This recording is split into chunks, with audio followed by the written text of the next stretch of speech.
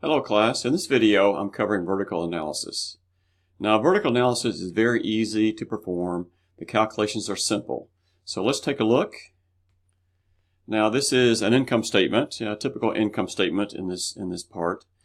Now what I've done over here to the right is calculate percentages, as you can see, and each of the items, each of the dollar amounts in the income statement will be divided by net sales.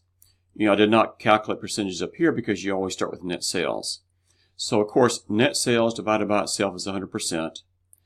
When you divide cost of goods sold by net sales, you'll get 60.3%. Gross profit divided by net sales gives you 39.70%. You do that for every item throughout the income statement, all the expenses and all the other items down through net income. So the calculations are simple.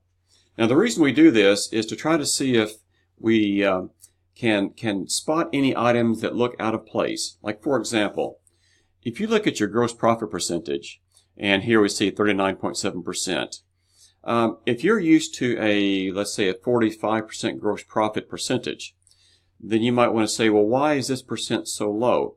So this shows you items that might be out of line and helps you identify areas where you need to look a little bit further. This, as you see here, is an example of an income statement and vertical analysis, and also these are called common-sized statements. Take a look at the balance sheet. Here's one, and I set this up for 2 years. The only difference between this and the income statement is all the items here are divided by your total asset number. So again, you can see total assets divided by itself is 100%. Cash of $46,000 divided by total assets of $876 will be 5.25%. So again, like I said before, the calculations are very simple. Every number down through here is divided by total assets. In the lower part of the balance sheet, every number is divided by your total liabilities and stockholders' equity. And of course, those total assets will equal to total liabilities and stockholders' equity. Now, again, you use statements like this to try to point out areas where you need to investigate further. And so, for example, look at inventory. Last year, the inventory was 6.06% of total assets.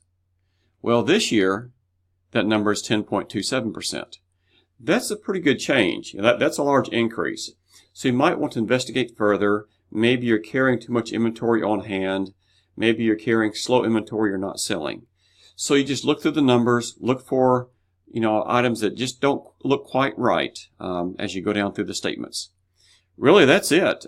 These vertical analysis statements are called common-size statements.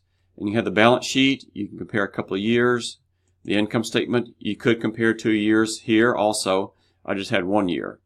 So really, that's about it. So good luck with your studies.